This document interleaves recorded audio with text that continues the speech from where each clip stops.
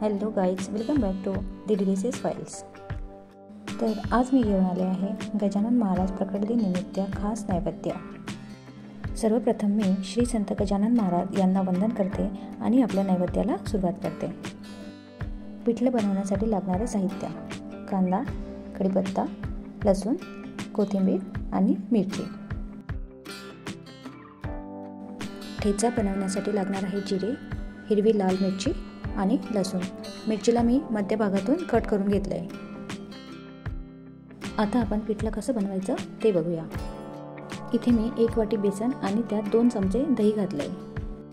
आता त्याला पूर्णतः एकजीव करायचं आणि थोडं थोडं पाणी घालून पातळ करून घ्यायचं।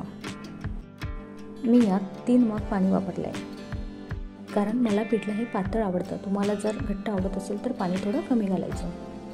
आता कढईमध्ये ठेच्यासाठी लागणारी मिरची, जिरे आणि लसूण थोडं तेल घालून छान भाजून घ्यायचे। हे सर्व भाजून झालं की एका प्लेटमध्ये काढून ते थंड होऊ द्यायचं। आता आपण पिठलं बनवणार आहोत, तर त्याच कढईमध्ये थोडं तेल घालून त्यात मोहरी, जिरे, कढीपत्ता, कांदा, मिरची आणि लसूण पाकळ्या घालायच्या आणि ते छान मंद आचेवर होऊ द्यायचं। कांदा वगैरे छान भाजून झालाय की त्यात थोडी हळद घालायची आणि सुरुवातीला जे आपण पातळ मिश्रण बनवलंय ते यात ओतायचं। थोडं वरून मीठ घालायचं।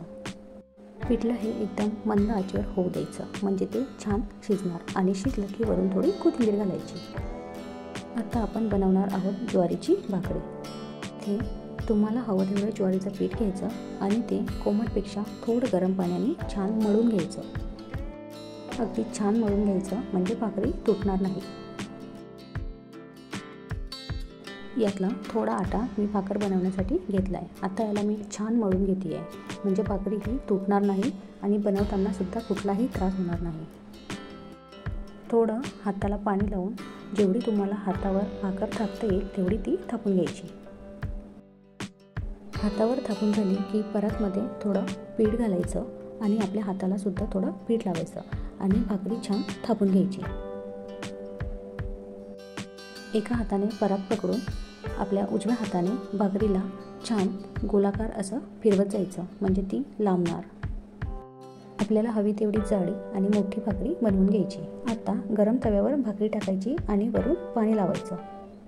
भाकरीवर टाकलेलं पाणी सुकलंय की तिला परतवून घ्यायचं। ज्यांना जशी भाकर हवी, म्हणजे कडक मऊ, तशी भाजून घ्यायची।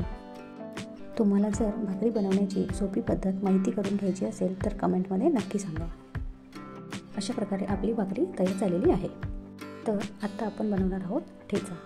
खलबत्त्यामध्ये मिरची, जिरे आणि लसूण छान बारीक करून घ्यायचं। तुमच्याकडे जर दगडाचा खलबत्ता असेल तर अतिउत्तम। इथे आपला गजानन महाराज प्रकट दिनाचा संपूर्ण नैवेद्य तयार आहे। गजानन महाराजांचे आवडीचे जेवण म्हणजे पिठलं, भाकरी, ठेचा आणि कांदा। शक्य असल्यास प्रकट दिनाच्या दिवशी गजानन महाराजांच्या दर्शनाला शेगाव येथे नक्की जाऊन या। विदर्भातील शेगाव येथील मंदिरात जी शिस्त, शांतता, स्वच्छता आणि सुंदरता आहे ती जगात दुसरीकडे कुठेही बघायला मिळणार नाही। म्हणून शेगाव येथे नक्की भेट देऊन या।